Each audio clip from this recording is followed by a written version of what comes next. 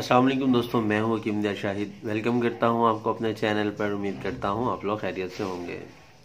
माज़रत ख़्वाह हूं आप लोगों से, बहुत अच्छा से वीडियो नहीं बना सका मैं, बड़ी मसरूफियत थी मेरी जिसकी वजह से वीडियो नहीं शूट कर सका। तो माज़रत ख़्वाह हूं आप लोगों से। इंशाल्लाह उम्मीद है कि अब आइंदा से जैसे हर दफ़ा मैं आपसे वादा करता हूं, हस्ब वादा कि कोशिश करूंगा कि जितनी जल्दी हो सके आप लोगों के लिए वीडियो बनाया करूं। आज हम बात करने वाले हैं एक और जड़ी बूटी के बारे में। तो इसका नाम है बीज बन, जिसे रुमेक्स भी कहा जाता है। सिंधी जुबान में इसको खरींड कहा जाता है। और ये तुख्म प्याज की मानिद होते हैं। जो प्याज के बीज होते हैं ना, तुख्म, ये उसकी मानिद होते हैं। और थोड़ा सा इनका जो कलर होता है, जैसा आपको नजर आ रहा है, जिसको आप ब्राउन भी कह सकते हैं। और खाक जिस तरह मट्टी का कलर होता है, वैसा भी आप इसको कह सकते हैं। इनका मज़ा जो होता है फीका होता है, हल्का सा। और ये मैं आपको करीब से दिखा देता हूँ ताकि आपको अच्छे से नज़र आ जाए। ये देखिए, ये तकोन तकोन बीज होते हैं, 3 नुकरों वाले कह सकते हैं आप इन्हें।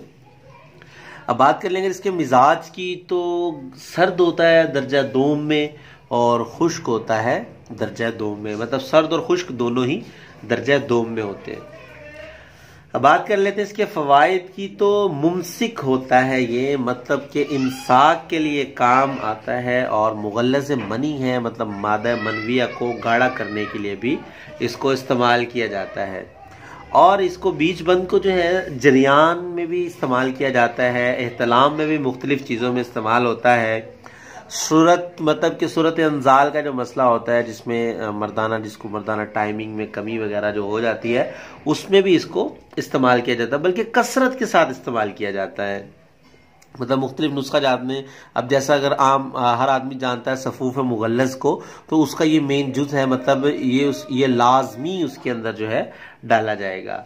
अब अगर हम बात कर लें इसके नफ़ा ख़ास की, तो ये मुगल्लज़ मनी और मुकव्वी बा है। अब जहाँ इसके फ़वाइद की हमने बात की, तो इसका एक मुज़र असरात भी है कि गैस पैदा करता है, निफाक है। तो इसको हम कैसे ठीक करेंगे, इसका मुस्ले इसमें शामिल करेंगे। अगर हम इसको माजून की शक्ल में बना रहे हैं तो शहद डलेगा, तो शहद से जो है कि ये उसका मुस्ले हो जाएगा। अगर हम इसका माजून नहीं बना रहे, अगर हम इसको सफूफ की शक्ल में दे रहे हैं, तो फिर मस्तगी रूमी का इसके साथ इस्तेमाल किया जाएगा, जो इसके मुज़र असरात को ख़त्म कर देगा। अब मिकदार खुराक की अगर बात कर लें, तो 3 माशा से 7 माशा तक इसकी मिकदार खुराक है। उम्मीद करता हूँ ये वीडियो पसंद आई होगी। चैनल को सब्सक्राइब कर लीजिए, नोटिफिकेशन की बेल को ऑन कर लीजिएगा, ताकि हर नई आने वाली मेरी वीडियो आपको मिलती रहे। तो हकीम दिया शाहिद को इजाज़त दीजिए। अल्लाह हाफ़िज़।